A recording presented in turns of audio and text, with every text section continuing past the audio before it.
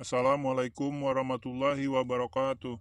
Berikut ini merupakan soal latihan tes pegawai pemerintahan dengan perjanjian kerja atau P3K guru, seleksi kompetensi bidang SKB, tenaga pendidik umum untuk semua guru plus soal pedagogik. Terdiri dari 45 soal, tenaga pendidik 35 soal, plus pedagogik 10 soal. Semoga bermanfaat buat teman-teman nanti buat tes honorer menuju P3K.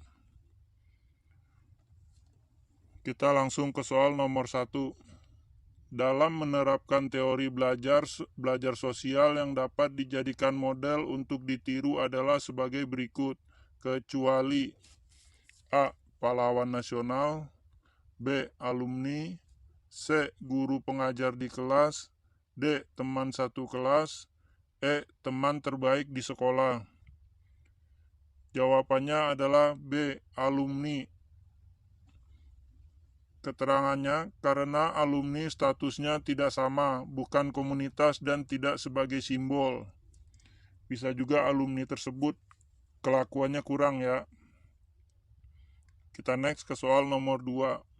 Pada waktu mengajar, guru memberikan hadiah atau pujian kepada siswa yang berhasil menjawab atau menyelesaikan satu soal. Dalam hal ini, guru menerapkan teori belajar. A. Classical conditioning, B. Terapan klasikal, C. Koneksionisme, D. Behaviorisme, E. Operant conditioning.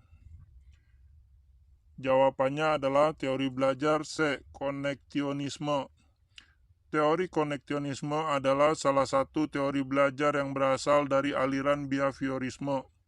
Dalam mendefinisikan perilaku, teori-teori belajar kaum behaviorisme menekankan perubahan dalam perilaku sebagai hasil dari koneksi atau asosiasi stimulus respon yang dibuat oleh pelajar. Kita next ke soal nomor 3. Untuk mendukung agar kita elemen pengaturan diri, pemantauan diri, evaluasi diri, dan reaksi diri mempunyai dampak positif dan maksimal pada kemampuan pengaturan diri siswa, maka apa prosedur yang harus dilalui yaitu sebagai berikut. Prosedur yang harus dilalui sebagai berikut kecuali ya.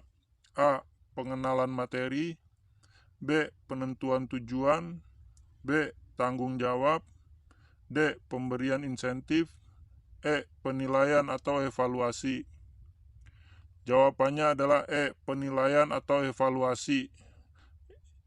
Kecuali penilaian atau evaluasi, karena penilaian atau evaluasi merupakan komponen atau elemen dari pengaturan diri. Kita next ke soal nomor 4. Agar siswa bereaksi terhadap materi yang kita berikan, maka gambar yang harus digunakan sebagai media pembelajaran dalam proses belajar SR haruslah. Media pembelajaran dalam proses ini haruslah apa? A. Berwarna-warni, B. Berbagai macam gaya, C. Berwarna gelap, D. Seminimal mungkin, E. Semaksimal mungkin.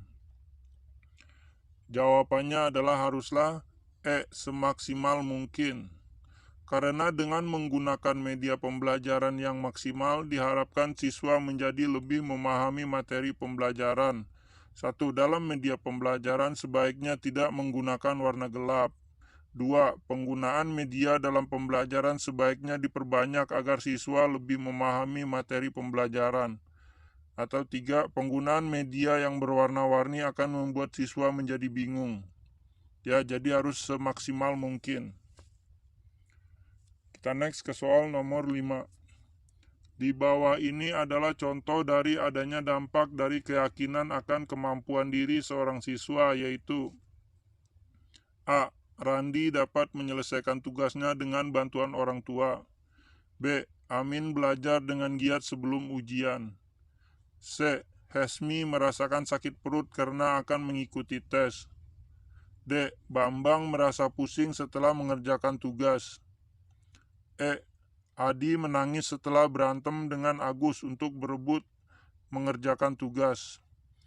Jawabannya adalah B. Hesmi merasakan sakit perut karena akan mengikuti tes.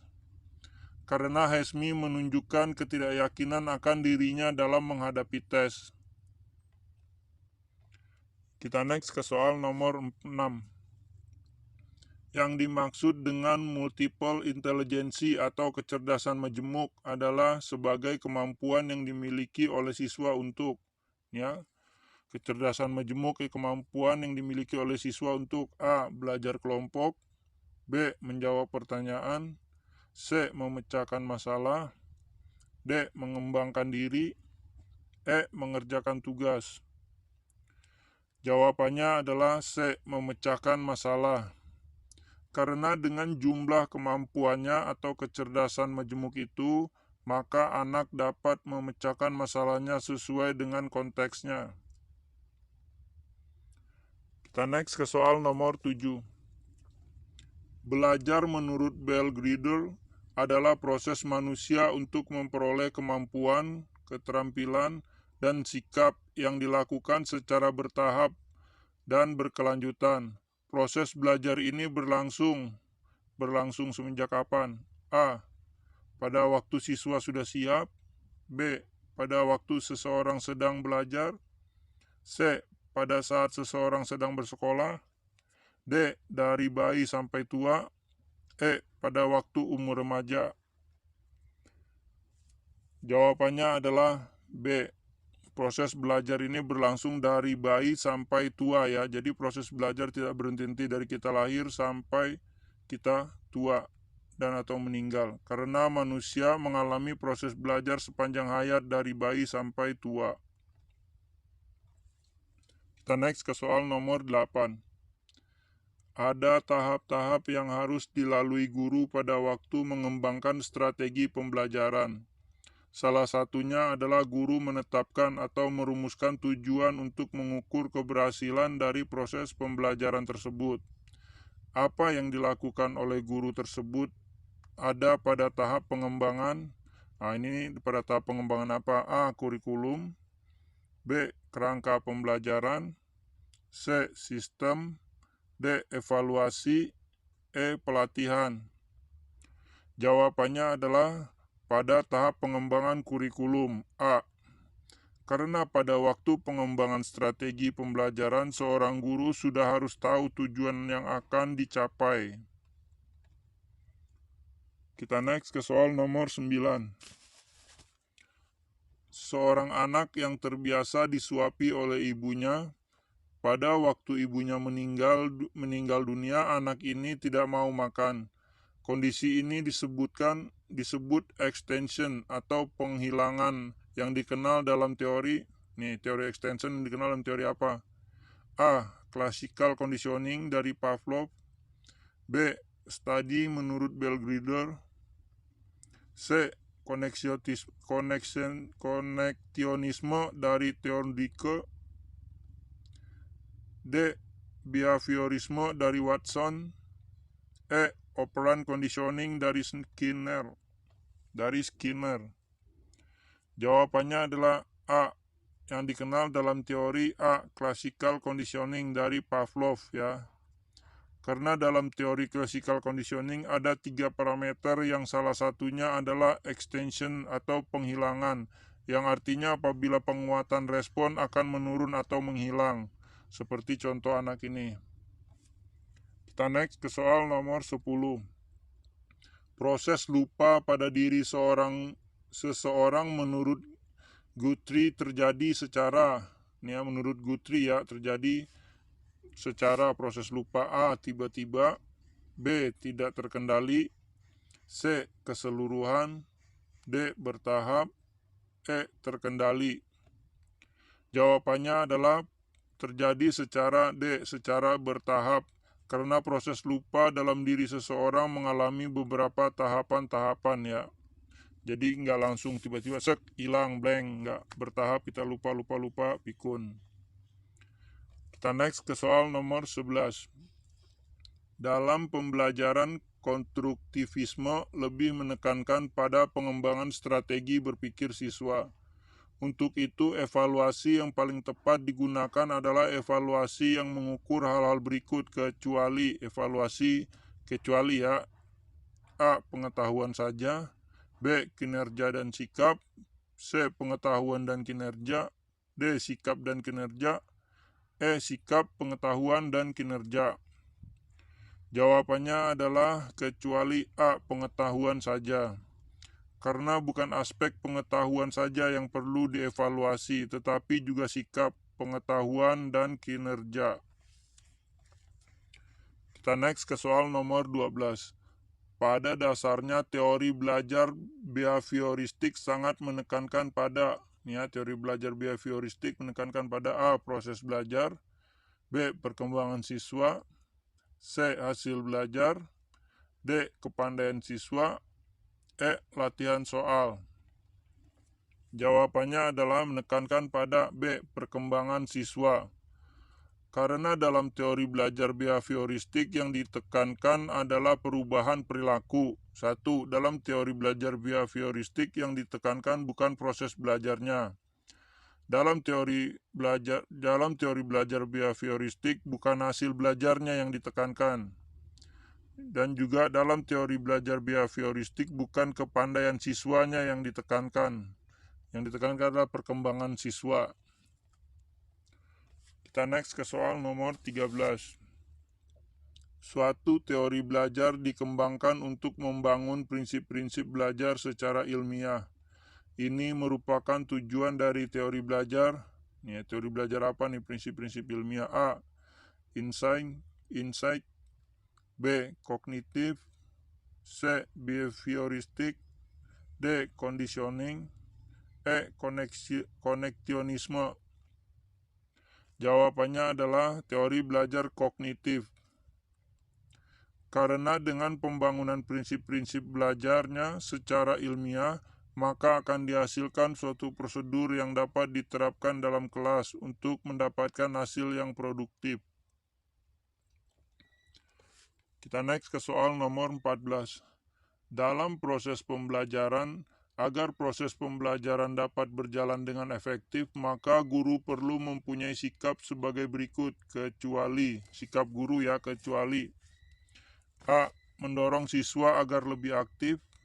B. Mendorong siswa untuk membuat keputusan sendiri. C. Memberi balikan dan pengayaan sebagaimana diperlukan. D. Mengusahakan suasana belajar yang menyenangkan. E. Memasukkan unsur yang tidak diperkirakan sebelumnya. Jawabannya adalah sikap sebagai berikut, kecuali C. Memberi balikan dan pengayaan sebagaimana diperlukan. Karena dengan memberi balikan dan pengayaan sebagaimana diperlukan, maka proses pembelajaran tidak akan berjalan dengan efektif. Ingat yang ditanya efektif di sini efektif. Kita next ke soal nomor 15. Teori belajar kognitif mempunyai perbedaan yang mendasar dengan teori belajar conditioning SR. Teori belajar kognitif menggunakan pendekatan masa kini, artinya, ini sangat penting nih, pendekatan masa kini artinya A. Mempelajari perilaku manusia di masa lalu digunakan untuk memprediksi masa depan. B. Mempelajari perilaku manusia masa lalu untuk mengetahui perilaku manusia masa lampau. C. Mempelajari perilaku manusia masa kini untuk keadaan manusia saat ini. D. Mempelajari perilaku manusia masa kini untuk keadaan manusia masa lalu. E. Mempelajari perilaku manusia masa kini untuk membandingkan dengan perilaku manusia masa lalu. Jawabannya adalah artinya C. Mempelajari perilaku manusia masa kini untuk keadaan manusia saat ini atau up to date karena pendekatan masa kini merupakan kognitif. Kita next ke soal nomor 16. Pada waktu proses pembelajaran, seorang guru sering melontarkan pertanyaan kepada siswanya. Hal ini dilakukan oleh guru sesuai dengan pola dasar pembelajaran yang dikemukakan oleh Jean Piaget yaitu A. Condition of learning.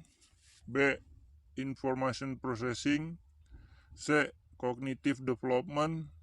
D. Social learning. E. Cognitive processing.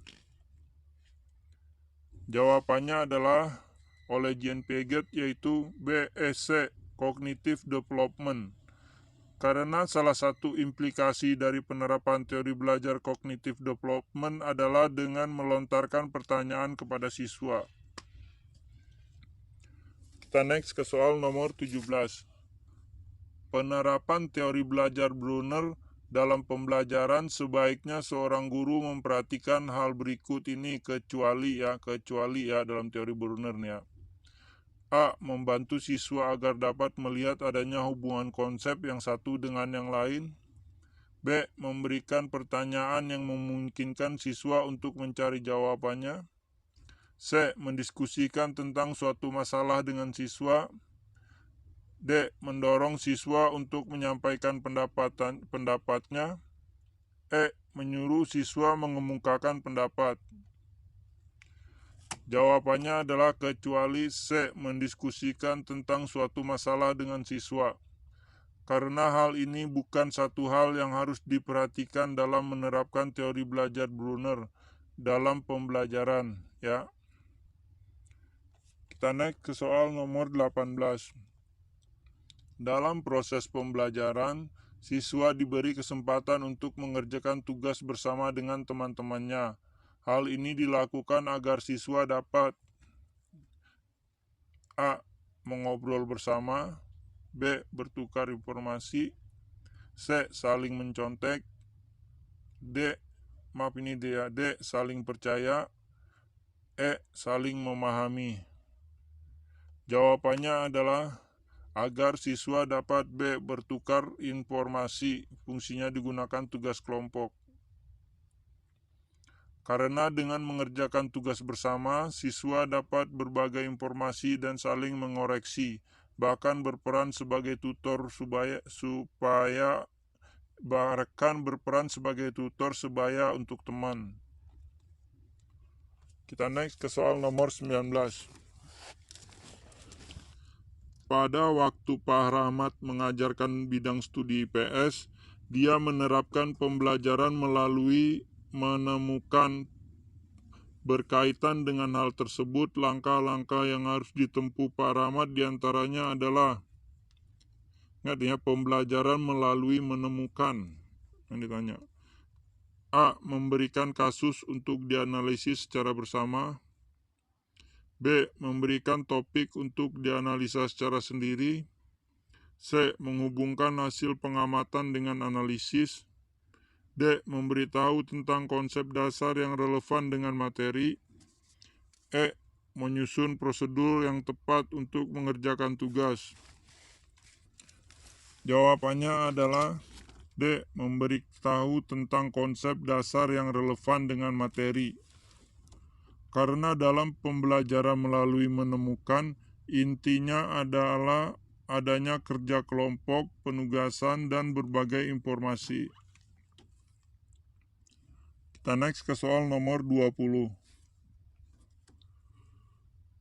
Dalam proses pembelajaran, informasi yang diterima oleh siswa terkadang tidak ada hubungannya dengan pengetahuan atau konsep yang dimilikinya.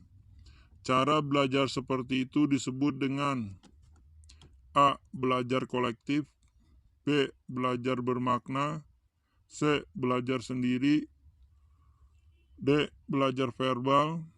E. Belajar menghafal. Jawabannya adalah cara belajar seperti itu disebut dengan cara E. Belajar menghafal. Karena dalam belajar menghafal, informasi baru dapat diterima atau dipelajari siswa tanpa menghubungkannya dengan konsep atau pengetahuan yang sudah ada. Kita next ke soal nomor 21. Pada dasarnya, strategi pembelajaran di sekolah dapat menggunakan teori behavioristik untuk mengajarkan siswa memproses informasi secara berikut kecuali A. Membuat asosiasi. B. Membedakan. C. Membuat skema. D. Mengingat. E. Perbandingan. Jawabannya adalah memproses informasi kecuali C. Membuat skema. Karena tujuan penggunaan teori behavioristik dalam strategi pembelajaran adalah bukan membuat skema. Kita naik ke soal nomor 22. Dari pernyataan di bawah ini, pernyataan manakah yang menunjukkan satu dari 9 tahap pengolahan atau proses kognitif atau disebut dengan fase-fase belajar? A. Pak Anto mengutamakan kualitas, penetapan, dan kegunaan belajar dalam proses pembelajaran. B. Bu Angel mengharapkan adanya perubahan tingkah laku yang berlainan dari siswa setelah proses pembelajaran berakhir. C. Sebelum proses pembelajaran berlangsung, diperdengarkan satu rekaman drama sosial kepada siswa. D. Pada waktu mengajar, Pak Wardi mengharuskan siswanya mengajukan satu pertanyaan yang berkaitan dengan materi yang dibahas. Jawabannya adalah C. Sebelum proses pembelajaran berlangsung, diperdengarkan satu rekaman drama sosial kepada siswa. Karena langkah ini adalah awal kegiatan pembelajaran.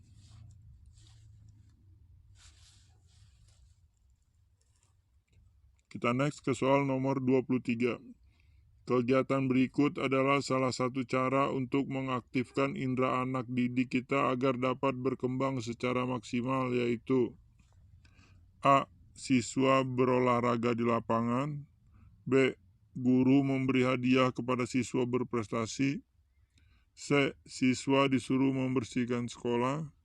D. Siswa diajak berkarya wisata. E. Siswa belajar di ruang laboratorium bahasa. Jawabannya adalah E. Siswa belajar di ruang laboratorium bahasa. Karena kegiatan ini dapat melatih cara mendengar yang efektif kepada siswa.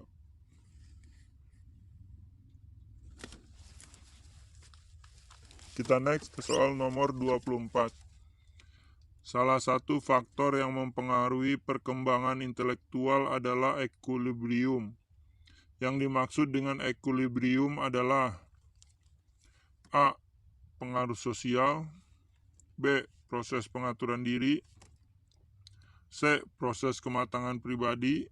D. Lingkungan fisik. E. Lingkungan belajar. Jawabannya adalah B. Proses pengaturan diri. Karena manusia membutuhkan pengaturan diri agar dapat bertumbuh, berkembang, dan berusaha sementara untuk menjadi lebih seimbang. Kita next ke soal nomor 24. Perspektif kognitivisme berpendapat bahwa perilaku siswa ditentukan oleh persepsi siswa itu sendiri yang dipengaruhi oleh A. Pengalaman. B. Berbagai penguatan. C. Cara belajarnya. D. Pendidikan. E. Lingkungannya. Jawabannya adalah B. Pengalaman. Karena perilaku siswa bukan merupakan fungsi atau sesuatu sebagai ganjaran, tetapi lebih ditentukan oleh persepsi siswa yang dipengaruhi pengalaman berharga. Kita next ke soal nomor 26. Langkah pertama dalam mencari nilai rata-rata yang tidak dikelompokkan yaitu A. Menjumlahkan skor. B. Menentukan besarnya jumlah orang dalam kelas. C. Mencari nilai rata-rata dengan pendekatan rumus. D. Menentukan rentang skor terbesar dikurang skor terkecil. E. Mencari nilai rata-rata siswa. Jawabannya adalah A. Menjumlahkan skor. Karena jumlah skor-skor merupakan pembilangan yang harus dibagi. Kita next ke soal nomor 27. Pernyataan berikut adalah contoh kegiatan sebagaimana cara melatih intelijensi secara berimbang. A. Melakukan studi dokumentasi tentang data-data siswa. B. Mengobservasi perilaku guru dan siswa. C. Mengajak siswa untuk berdiskusi tentang pelajaran tertentu. D. Siswa diberi tugas untuk menyelesaikan suatu masalah. E. Mengajak siswa study tour. Jawabannya adalah melatih intelijensi secara berimbang, yaitu A. Melakukan studi dokumentasi tentang data-data siswa. Karena kegiatan ini merupakan langkah awal untuk mengetahui intelijensi primer siswa. Kita next ke soal nomor 28.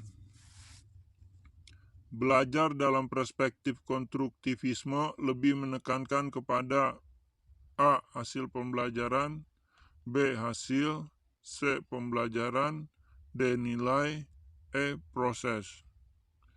Jawabannya adalah E. Proses, ya. Lebih menekankan kepada proses. Konstruktivisme lebih menekankan kepada proses. Karena dalam proses belajar akan melibatkan cara dan strategi dalam belajar.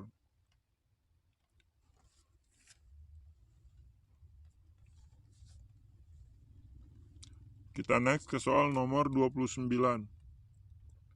Alat ukur yang digunakan untuk mengukur kemampuan efektif siswa digunakan. Apa yang digunakan? A. Tes objektif. B. Tes berupa angket. C. Tes pilihan ganda. D. Tes kemampuan gerak. E. Tes kemampuan fungsional otot tubuh. Jawabannya adalah B. Tes berupa angket. Karena angket gunanya untuk mengukur skala sikap seseorang.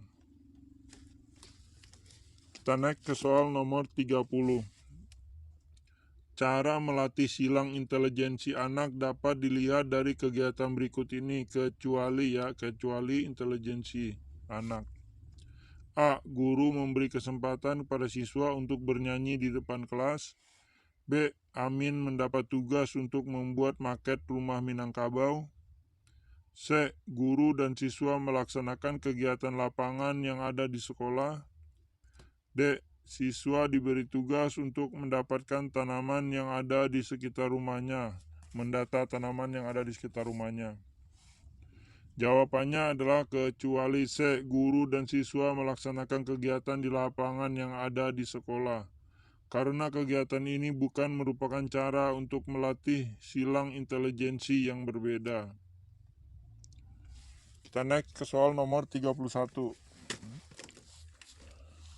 Pendidikan merupakan suatu upaya untuk membantu manusia agar mampu hidup sesuai dengan martabat kemanusiaannya. Hal ini karena pendidikan bersifat, ya ingat di sini ya, martabat pendidikan bersifat A. Potensial, B. Humanisasi, C. Individualitas, D. Sosialitas, E. Potensialitas. Jawabannya adalah humanisasi. Pendidikan bersifat humanisasi. Sebab tujuan dari humanisasi adalah upaya memanusiakan manusia. Kita naik ke soal nomor 32. Dalam proses mengkonstruksi pengetahuannya, siswa mengembangkan gagasan atau konsep baru berdasarkan analisis dan pemikiran ulang terhadap pengetahuan yang diperoleh pada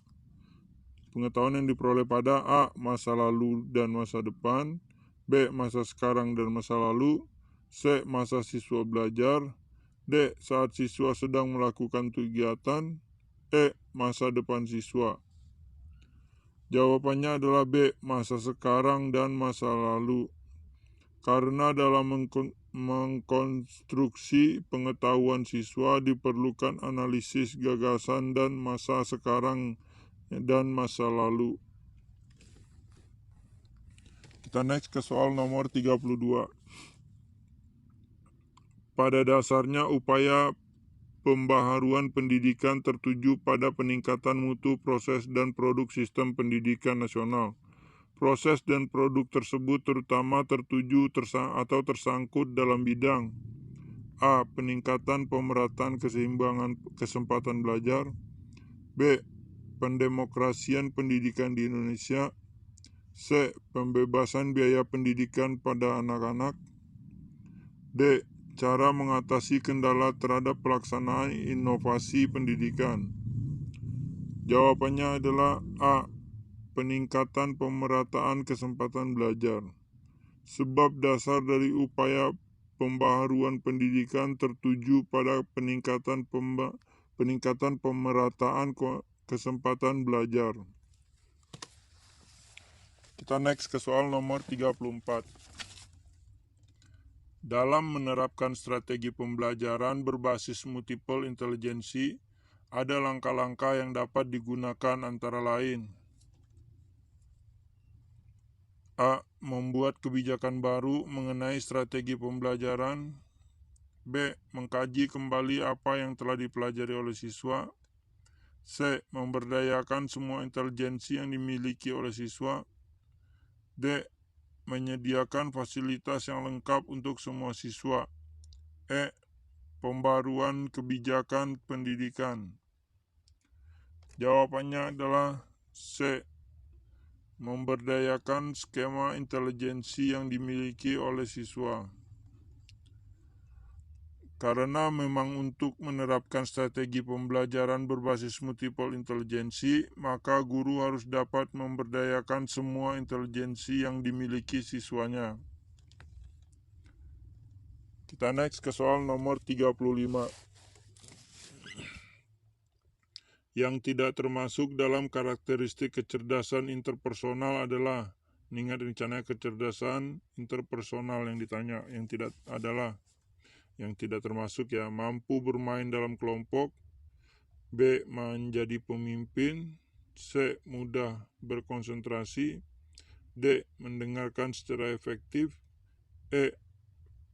peka terhadap teman. Jawabannya adalah C. mudah berkonsentrasi. Karena mudah berkonsentrasi tidak termasuk ke dalam karakteristik kecerdasan interpersonal.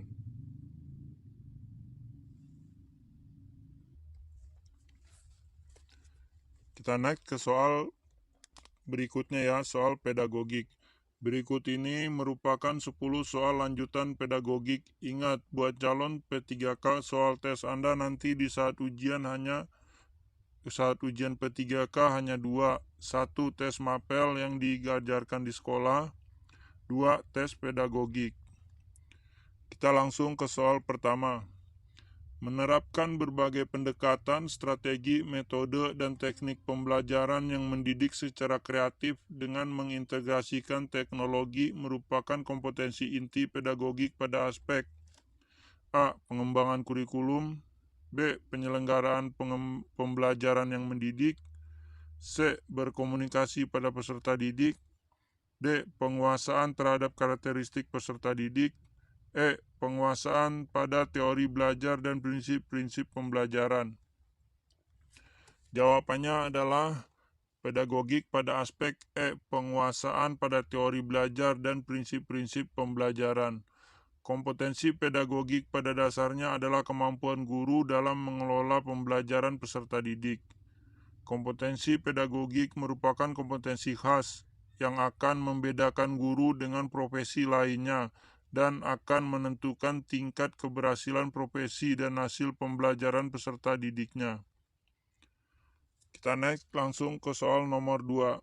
Seorang guru yang mengembangkan tujuan pembelajaran untuk menggambarkan proses dan hasil belajar yang diharapkan dicapai oleh peserta didik sesuai dengan kompetensinya dimuat dalam A. Silabus dan RPP, B. SKL, C. Silabus, D. RPP, E. Lembar penilaian. Jawabannya adalah D. RPP. Kompetensinya dimuat dalam RPP. Rancangan pelaksanaan pembelajaran atau RPP adalah rencana kegiatan pembelajaran tatap muka untuk satu pertemuan atau lebih. RPP dikembangkan dari silabus untuk menggambarkan kegiatan pembelajaran peserta didik dalam upaya mencapai kompetensi dasar. Ingat nih ya, bukan dari silabus, tapi RPP dikembangkan dari silabus. Kita next ke soal nomor 3. Seorang guru mengajukan pertanyaan kepada siswa dengan tujuan agar siswa tersebut mengingat kembali materi pelajaran yang sudah dipelajari sebelumnya. Hal tersebut termasuk kegiatan mengulang pelajaran ya, termasuk kegiatan apa? A. Memberikan bimbingan. B. Membuat kaitan. C. Meningkatkan motivasi. D. Memberikan acuan. E. Melaksanakan tes awal. Jawabannya adalah hal tersebut termasuk kegiatan membuat kaitan. Berikut beberapa tips membangun hubungan guru dan murid.